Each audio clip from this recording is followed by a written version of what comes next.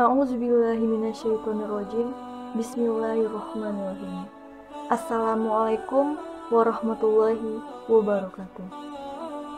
Alhamdulillahillazi arsala rasulahu bil hudanil haq yuzhiruhu 'ala dini kulli wa la karihal musyrikun wa la karihal munafiqun.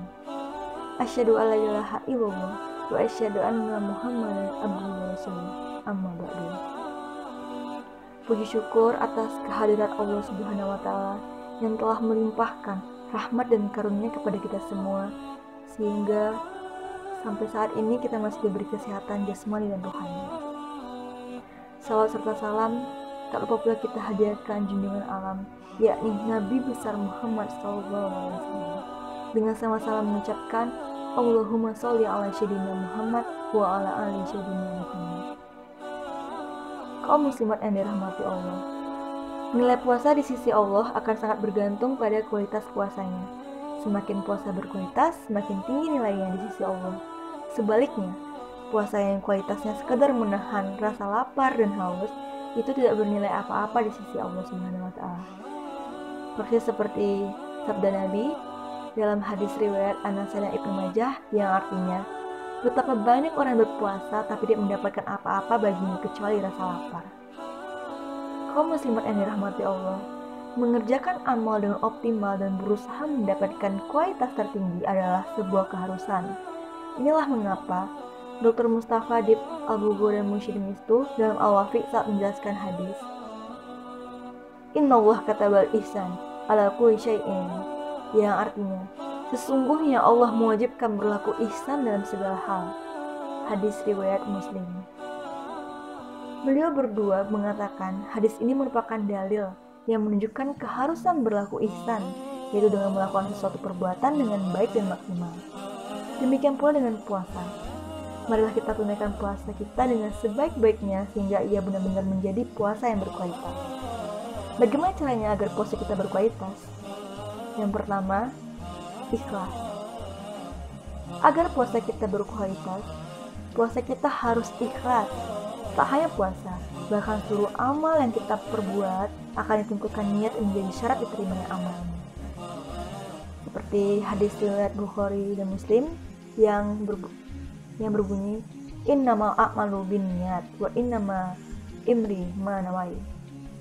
Yang artinya, sesungguhnya seluruh amal tergantung pada niatnya, dan sesungguhnya setiap orang akan mendapatkan apa yang ia niatkan. Keutamaan puasa Ramadan berupa ampunan atas dosa-dosa yang telah lalu, juga hanya memberikan kepada orang yang puasanya dilandasi dengan keikhlasan. Yang kedua, meninggalkan hal-hal yang membatalkan puasa. Kaum muslimat yang dirahmati Allah, agar puasa kita berkualitas, puasa itu harus sah. Artinya kita harus meninggalkan hal-hal yang membatalkan puasa seperti makan atau minum dengan sengaja, muntah dengan sengaja, dan meniatkan berbuka. Makan atau minum dengan sengaja. Jika seseorang makan dan minum dalam keadaan lupa, itu tidak membatalkan puasanya.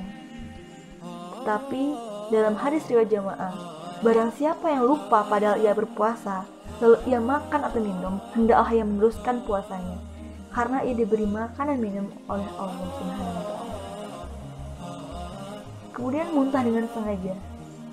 Seperti hadis riwayat Ahmad, Abu Daud, Tirmizi, Ibnu Majah, Ibnu Hibban, Daruqutni, dan Hakim, yang artinya, barang siapa didesak muntah, ia tidak wajib mengqadha, tetapi siapa yang sengaja muntah, hendaklah ia mengqadha. Kemudian yang ketiga, meniatkan berbuka. Karena niat merupakan rukun puasa, maka niat berbuka berarti membatalkan puasanya. Selanjutnya, meniatkan berbuka. Karena niat merupakan rukun puasa, maka niat berbuka berarti membatalkan puasanya. Itu adalah hal-hal yang membatalkan puasa. Lalu yang ketiga, meninggalkan hal-hal yang membuat puasa sia-sia. Ikhlas serta meninggalkan hal-hal yang membatalkan puasa saja tidak cukup untuk membuat puasa kita berkualitas. Hal lain yang perlu kita lakukan adalah meninggalkan hal-hal yang membuat puasa kita sia-sia. Dalam hadis riwayat Anas dan Ibnu Majah yang artinya, betapa banyak orang yang berpuasa tetapi tidak mendapatkan apa-apa bagi kecuali rasa lapar, yaitu dengan menjauhi hal-hal yang diharamkan oleh Allah Subhanahu wa taala. Di antaranya adalah menjaga emosi kita agar tidak marah, yang tidak berdosa seperti sabda Rasulullah, yaitu dengan menjauhi hal-hal yang diharamkan oleh Allah Subhanahu wa taala. Di antaranya adalah menjaga emosi kita agar tidak marah dan tidak berdusta seperti sabda Rasulullah SAW. Puasa adalah perisai, maka barang siapa sedang berpuasa, janganlah berkata keji dan menyimpang. Jika seorang mencela atau mengajaknya bertengkar, hendaklah dia mengatakan, aku sedang berpuasa. Muttafaq alaih. Lalu dalam hadis riwayat Bukhari, barang siapa tidak meninggalkan perkataan palsu dan pengabalannya, maka Allah tidak mempunyai keperluan untuk meninggalkan makanan dan minumannya atau puasanya. Lalu cara yang keempat adalah meninggalkan hal-hal yang tidak bermanfaat. Sering kita jumpai ada orang yang berpuasa lalu mengisi hari-harinya dengan hal-hal yang tidak bermanfaat, dengan alasan agar tidak terasa lapar dan haus selama berpuasa seharian. Memperbanyak main game, nonton drama Korea, bahkan seharian di depan televisi, dan sebagainya. Hal-hal seperti ini hendaklah ditinggalkan agar puasa kita benar-benar berkualitas. Seperti hadis riwayat Tirmizi dan Ibnu Majah yang artinya, di antara tanda sempurnanya Islam seorang adalah meninggalkan hal-hal yang tidak bermanfaat. Kemudian yang kelima adalah mempuasakan seluruh organ tubuh, pikiran, dan hati. Inilah yang diistilahkan puasa khusus oleh Imam Ghazali dalam Ihya Ulumuddin dan ditegaskan oleh Ibnu Qudamah dalam Mukhtasar Minhajul Qasidin. Pertama, mempuasakan mata dengan menahannya dari pandangan kepada sesuatu yang tercela dan dibenci syariat serta melalaikan Allah Subhanahu wa taala. Pandangan itu salah satu anak panah iblis yang berbisa. Barang siapa meninggalkannya karena takut kepada Allah, maka Allah Azza wa Jalla memberinya keimanan yang manisnya didapati dalam hatinya. Hadis riwayat Hakim. Yang kedua, mempuasakan lidah dengan memeliharakannya dari berbicara tanpa arah, dusta, menggunjing, mengumpat, berkata buruk, berkata kasar, permusuhan, dan menzalimi orang lain. Sebagaimana hadis ini So'imun. Kedua, mempuasakan lidah dengan memeliharanya dari berbicara tanpa arah, dusta, menggunjing, mengumpat, berkata buruk, berkata kasar, permusuhan, dan menzalimi orang lain. Yang ketiga, mempuasakan telinga dari mendengar segala sesuatu yang haram dan makruh. Karena segala sesuatu yang haram diucapkan adalah haram pula untuk didengarkan.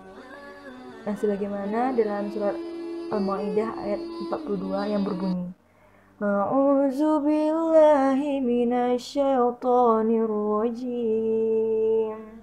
Bismillahirrahmanirrahim. Sama'una lil kadzibi akaluna lis-suhti, yang artinya mereka itu adalah orang-orang yang suka mendengar berita bohong, banyak memakan makanan haram. Yang keempat, mempuasakan tangan dari menzalimi orang lain, mengambil sesuatu yang bukan haknya, serta melakukan perbuatan dilarang syariat. Yang kelima, mempuasakan kaki dari berjalan ke arah yang diharamkan oleh Allah Subhanahu wa taala. Yang keenam, mempuasakan hati dari penyakit-penyakit ruhiyah seperti dengki, iri, marah, kecintaan pada dunia, dan sebagainya. Dalam hadis riwayat Bukhari dan Muslim, janganlah kamu saling membenci, saling memutus hubungan, saling mendengki, dan saling bermusuhan. Jadilah kalian hamba-hamba Allah yang bersaudara. Yang ketujuh, menjaga pikiran dari membayangkan hal-hal yang disenangi syahwat dan dibenci syariat, serta dari tipu daya dan pikiran destruktif lainnya. Kaum muslimat yang dirahmati Allah, langkah terakhir agar puasa kita berkualitas adalah memperbanyak amal soleh selama Ramadan.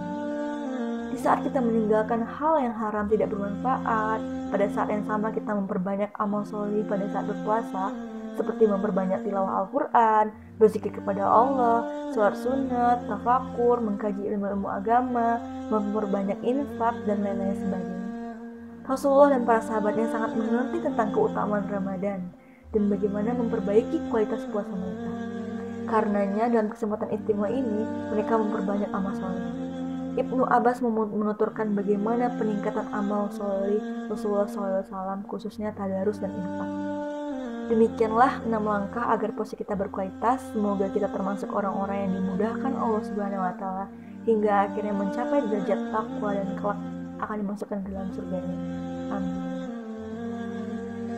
Cukup sekian yang dapat saya sampaikan. Mohon maaf atas segala kekurangan, karena segala kelebihan datangnya dari Allah Subhanahu wa Ta'ala dan segala kekurangan datangnya dari diri sendiri. Saya akhiri. Assalamualaikum warahmatullahi wabarakatuh.